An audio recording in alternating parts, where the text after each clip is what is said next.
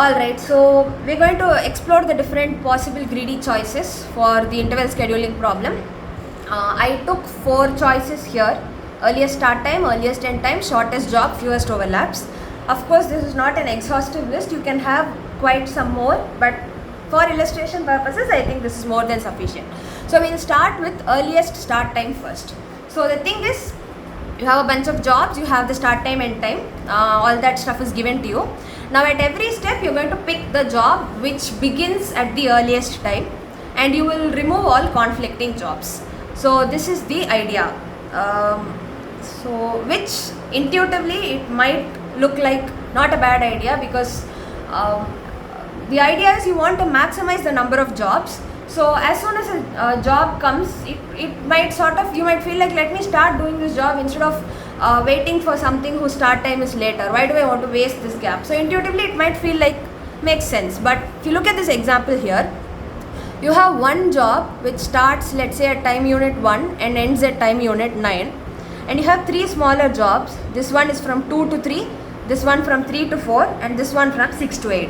So going by our earliest start time first logic, because this thing here starts at the earliest time, this one will be picked, and now all 3 of these are overlapping with this, so all 3 of these will be ruled out. So how many jobs do we end up performing? Only one job, J1. But what is the maximum number of jobs we could have performed? 3 jobs, J2, J3, J4. So you see that it is possible in certain circumstances to end up with a suboptimal solution if you define earliest start time as your greedy choice. So this is not a good greedy choice for this problem. Alright, so we saw that earliest start time is not quite a good option. We'll see shortest job first. Again, so this means again you have a bunch of jobs, you have the start time, end time, all the data is given to you. You want to pick the job with the shortest duration. Now this again might seem like a good idea, because the shorter your durations are, the more jobs you can finish. Seems like that, at least intuitively. But again we have a counter example. So you have this job which goes from 1 to 6, this job which goes from 7 to 11, so this is probably some 5 hours long, this is some 4 hours long, and then this job goes from 5 to 8, so it is just 3 hours long. So going by shortest job first, we will pick this job, meaning both of these will be ruled out. But the optimal solution would have been to do both these. So we can see that shortest job first also fails under some conditions. So this is not quite a good greedy choice either. Right, moving on, we'll look at the next option, which is fewest conflicts first. So it means at every step you will pick with that job which has the fewest number of overlaps or conflicts. So this sounds like a very good idea, because this is what we are trying to optimize overall. You want to pick as many jobs as possible without conflicts. So this sounds like a very sensible choice to make, but it might not be that good. So if you look at the picture, these are jobs J1, J2, J3, J4, J5, J6, J7, J8, J9, J10 and J11 respectively. Now I have put down over here, I don't know how much it is visible to you guys, I have put down how many conflicts are there for each job. So J1, 4, 5, 7, 8, 9, 10, 11 all have 3 conflicts. So if you look at J1, these 3 are conflicts. If you look at J4, these 3 are conflicts, and so on. J2 and J3 have 4 conflicts each, and J6 has 2 conflicts. So this I have counted from the figure and put it down. You're free to verify it yourself when you're going through the content. So now, as per fewest conflicts first, J6 would be picked because it has only 2 conflicts. So if I pick J6, then the only other jobs I can pick will be either J5, J7 or J1, J4. In any case, if J6 is picked, I can do only a maximum of 3 jobs. Whereas if I pick J1, J2, J3, J4, I can end up doing 4 jobs. And because there are a lot of jobs here, you might be a little not convinced. Why is it only 3 jobs if I pick J6? I will encourage you to work out the combinations after this class. Take a pen and paper, draw all possible combinations, and you will see that if J6 is picked, you can do only a maximum of 3 jobs. Whereas if that was not picked, if you went with this bunch of jobs, it would be 4 jobs.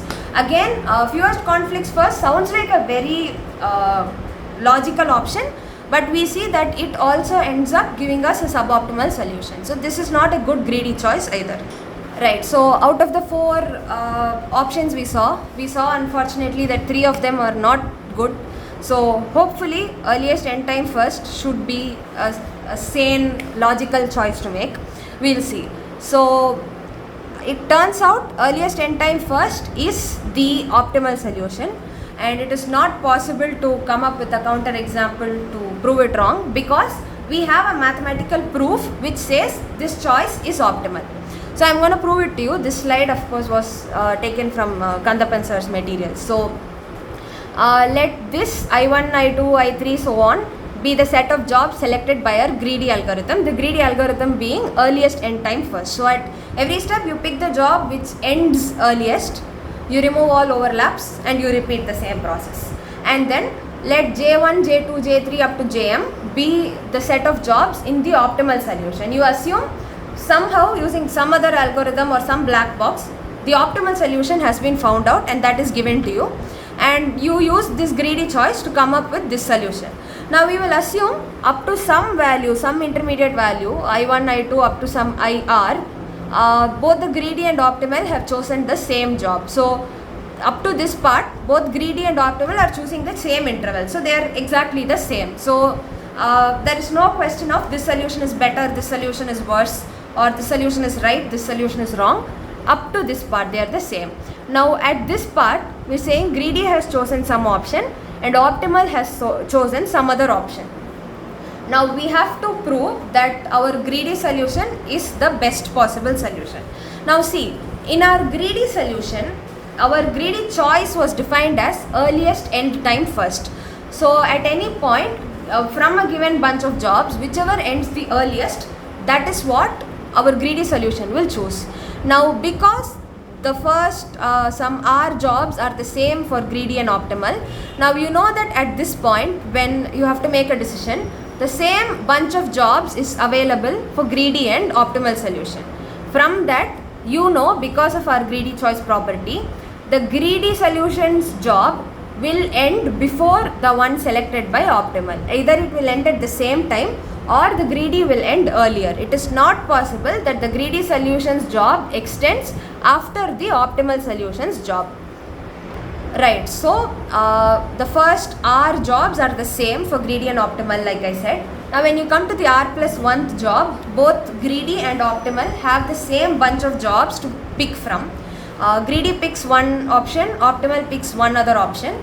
You know, by the greedy definition, this greedy job I plus 1 has to end at the same time or earlier than the optimal job J plus 1. So if it ends at the same time, then for all intents and purposes, this one is also pretty much the same. The start and end times are the same. So whether it is J5 or J15, if the start and end times are the same, then for our purposes it's the same thing, because it is one job being done between this time and that time. So your greedy and optimal are going to be the same.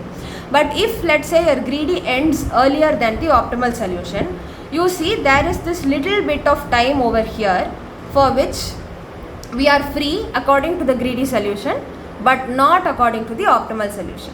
Now if that little bit of time is there, and if you have some job which fits into that time interval, according to the greedy solution you can pick that job and put it here.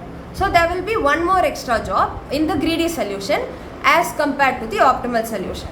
Or if there is no such job which fits in that time interval, you see that from this part to this part, greedy has one job and optimal has one job. So the number of jobs done so far effectively according to both solutions is the same.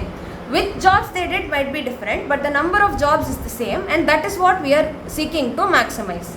So in the worst case, greedy and optimal will have the same number of jobs, and in the best case, greedy will do more jobs than by optimal. Here I mean some solution which has been obtained using any other technique apart from this greedy choice. It can be using some other greedy choice like earliest start time, fewest conflicts. It can be your dynamic programming, divide and conquer, whatever, or it can just be magic. So you see that whatever other solution you take to this problem, your greedy solution using this particular greedy choice will be at least as good as the other solution, meaning this is an optimal solution. So I'll give a quick recap just to clarify. So what we are doing here is essentially we have a greedy solution. So we saw 3 greedy choices first, and we saw using counter examples that none of them is good. For this particular choice, earliest end first, we are not able to come up with a counter example. That's the point basically.